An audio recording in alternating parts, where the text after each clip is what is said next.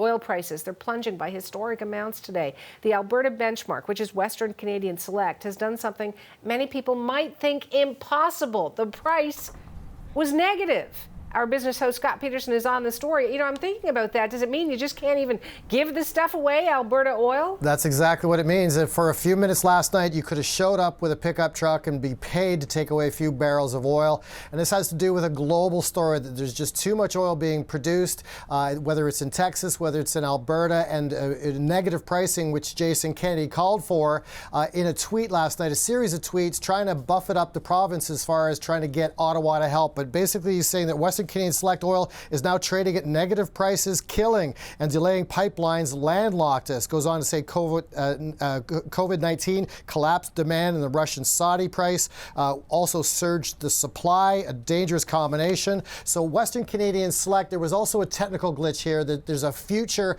contract that's involved, and generally there's one way to look at it is this: it trades at a discount to Western Texas oil. If we take a look at that board, that is trading right now at about 21-year lows. That had a historic plunge last night and this morning. Take a look at that. So West Texas oil is what they have for the refined crude stuff down in Texas, $11.65. Generally, Western Canadian Select trades at about $14 to $15 below that pricing, and so that's where you get the negative equation into it as well. But there's a lot of sort of technical glitches here as far as future contracts that's making the price of Western Canadian Select appear not negative. Take a look at this next chart here. This is Western Canadian Select right now. It has recovered somewhat, $7.78 a barrel. That's down $3.34. Still at that price level, who could make money at that? So we're watching that very closely, as is Jason Kenney sounding the warning bell for Ottawa to step in and help. There's an estimated about 500,000 jobs as far as 2007. If we look at the rest of the markets as well, and they're responding to this very negative as well. We look at the resource sector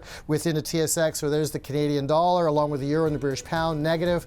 But if we take a live look at the markets as well, they're doing things very negative this morning. The Dow Jones down about 357, the TSX down 124, and we're looking at energy stocks across the board to the downside. Husky Energy, Vermilion, Meg Energy, Cenovus, all negative today on this negative pricing, and not just negative pricing for Western Canadian Select, but the prospect of too much oil being produced, Suhana, around the world. Thank you, Scott. You bet.